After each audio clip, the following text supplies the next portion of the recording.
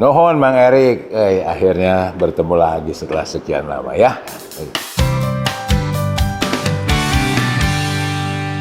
Ya selamat, bisa siang, bisa sore, bisa malam, bebas. Tapi pokoknya salam buat semua dan harapan saya yang utama adalah kita semua dalam keadaan sehat ya.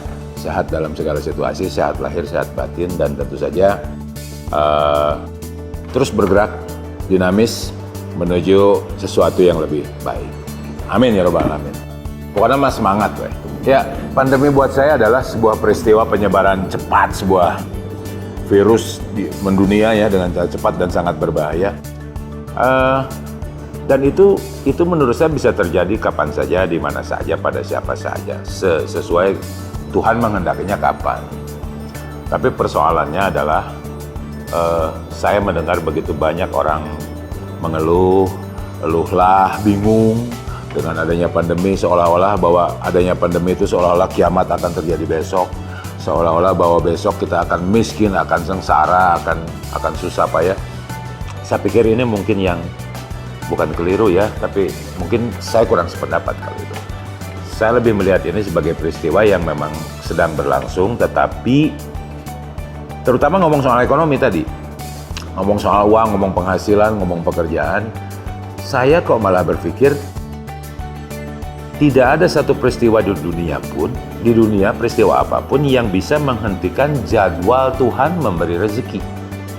Jadi kalau Allah memang memberikan jadwal rezeki setiap hari, maka apapun yang terjadi itu nggak bisa dihalangi. Ya.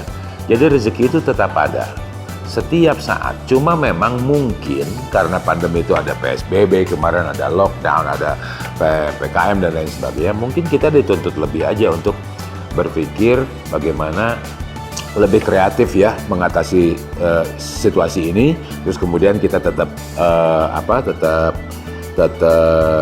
eksis ya gitu.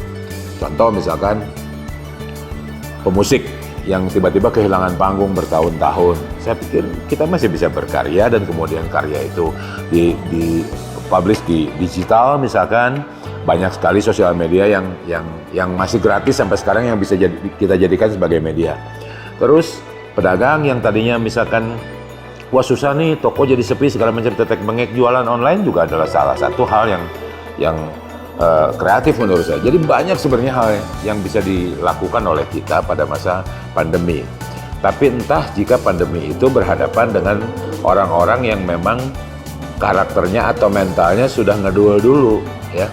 Males, hoream, segala susah, bisa ini, bisa nenaon gitu ya. Gitu. Kalau dihadapi dengan cara itu tentu semua persoalan akan menjadi berat gitu. Kalau saya kebetulan ada dalam profesi yang work from home itu memang dari dulu. Bekerja di rumah gitu kan. Kalau kita punya karya mau mengguncang Indonesia bisa dikerjakan di dalam kamar tidur misalkan seperti itu, dan itu kebiasaan. Nah, bagi orang-orang yang profesinya berbeda mungkin bermasalah ya gitu. Tuh tadinya bisa dagang di jalan tiba-tiba hente, kan bisa saja jualan cucur jadi online dikirim ya. Tuh tadinya, tapi kan saya mah bekerja di kantor kan segala macam toh.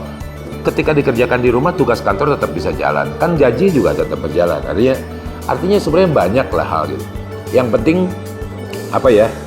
Satu keyakinan itu tadi bahwa lockdown, PPKM, PSBB dan lain istilah-istilah lain dan lain sebagainya itu tidak akan bisa menghentikan rezeki Tuhan untuk kita kalau saya melihat. Jadi saya yakin betul Tuhan memberikan sesuatu pasti juga memberikan sesuatu, memberikan masalah pasti memberikan solusi, memberikan susah pasti memberikan senang. Jadi kenapa harus takut?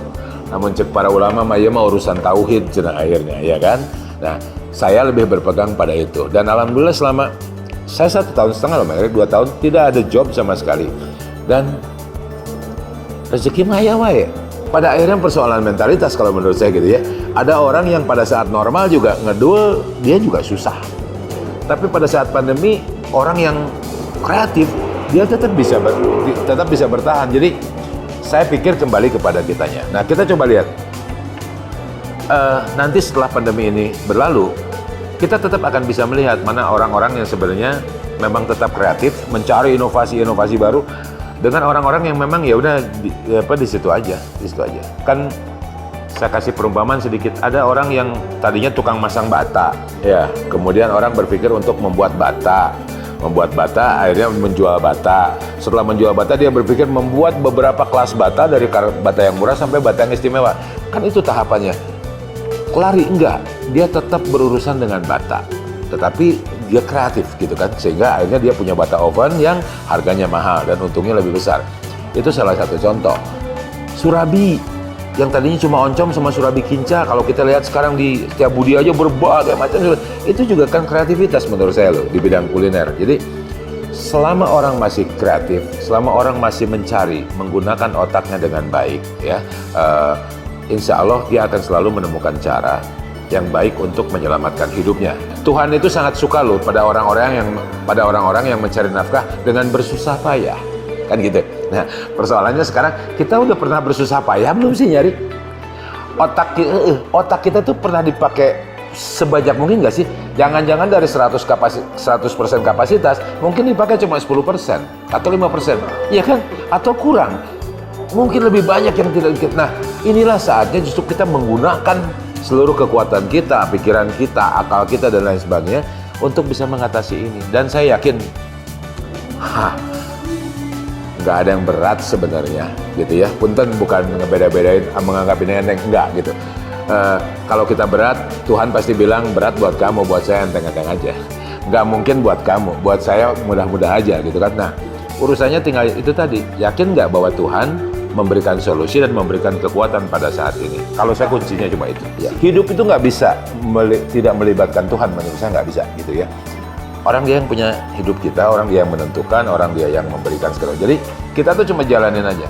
Kasih badai ya lalui badainya, dikasih hujan ya ada payung ya pakai payung, dikasih kemarau ya gimana caranya juga kan selalu ada cara untuk keluar. Yang nggak ada cara itu biasanya mereka dia nggak mau berpikir. Atau ada orang yang cuma nonton doang. Oh, ini ombaknya besar banget ya. Dia nggak dapat apa-apa selain sebuah tontonan gitu. Nah, kita usahakan tidak menjadi orang seperti itu menurut saya gitu. Nah, di dunia hiburan sama, di dunia kesenian, terutama tradisi, yang hidupnya hanya dari panggung, dari undangan segala macam, kan banyak kan teman-teman kerja dari tradisi. Saya bilang mungkin ada beberapa hal yang harus dipikirkan kembali setelah kejadian ini, bahwa orang-orang yang tadinya tidak mau tahu tentang teknologi, tidak mau tahu tentang sosial media sekarang, sebaiknya mulai sekarang memang memanfaatkan fasilitas yang ada. Karena sosial media itu jauh sangat efektif dan masih efisien. Artinya gini, efektivitasnya luar biasa, efisiensinya karena gratis, ya kan? Kalau pencaksilat itu tidak akan terdengar kalau tidak diperdengarkan, ya. Pancasilat itu tidak akan terlihat kalau tidak diperlihatkan. Nah, terus kumaha carana? Ya, perdengarkan musiknya. Perlihatkan Pancasilatnya seperti apa. Di mana? Ya itu di situ, di sosial media. Karena kita ngomong hal kecil aja misalkan gitu. Ketika kita memposting sesuatu di YouTube, maka yang kita buka adalah jendela dunia. Seluruh dunia bisa nonton. Orang bisa nonton dari Amerika, dari manapun. Jangan berpikir bahwa dibuat di Bandung, kemudian yang nonton orang Bandung, kan enggak. Jadi buat dulur-dulur yang di musik pop atau di musik tradisi, saya pikir sama aja. Saatnya kita untuk memanfaatkan itu, bukan karena pandemi ya, di luar pandemi, bahwa besok lusa kita harus memanfaatkan kondisi sekarang sebaik-baiknya untuk keuntungan kita, untuk kesejahteraan, untuk eksistensi, untuk popularitas, untuk pelestarian budaya, untuk ngamu-mulia dan lain sebagainya. Ini sangat penting, apalagi ketika kita berhadapan dengan hal seperti pandemi sekarang. Ini jauh lebih penting lagi untuk terus bergerak. Nggak boleh malas, nggak boleh elehannya, terus tak boleh menang pundungan gitu. Dan yang satu lagi yang menurut saya sangat buruk adalah berhentilah mengeluh, ya. Terus berhentilah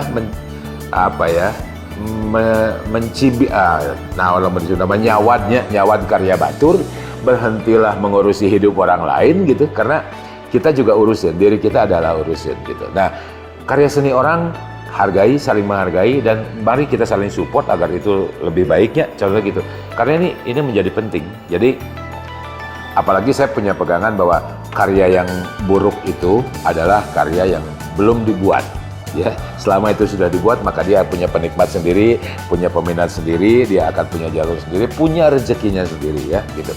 Nah, sekarang pandemi rasanya sudah mulai, mudah-mudahan segera berlalu. Dan ketika berlalu, maka kita jangan terlena lagi seperti di zaman normal dan kita tetap asik dengan pola pikir lama. Enggak. Kita harus tetap berpikir, sekarang ini saatnya untuk ngigelan zaman. Perkembangan zaman di teknologi seperti apa, kita harus belajar tahu. Tidak ada istilah ketuaan ya, belum belajar. Karena cuma bahasa Inggris mah studies never end. Berarti batasna diajar mah iraha we, da saya ge.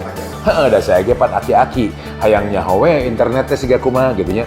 Saya orang tua yang kemudian harus belajar Instagram, belajar Facebook, belajar YouTube ya, belajar TikTok malah gitu. Hanya untuk mengetahui sehebat apa dunia saat ini dan sehebat apa wadah atau fasilitas yang dimiliki oleh kita saat ini tanpa harus membayar mahal. Dan itu sangat diperlukan untuk karya. Karya Dul Sumbang ada TikTok, Karya Dul Sumbang ada di YouTube. Nah sekarang saatnya untuk teman-teman yang lain yang tadinya cuma ngeband di kafe, yang lagunya dibawakan di kafe, sekarang masukin ke seluruh media itu dan siapa tahu ada feedbacknya yang bagus. Terutama tradisi gitu loh.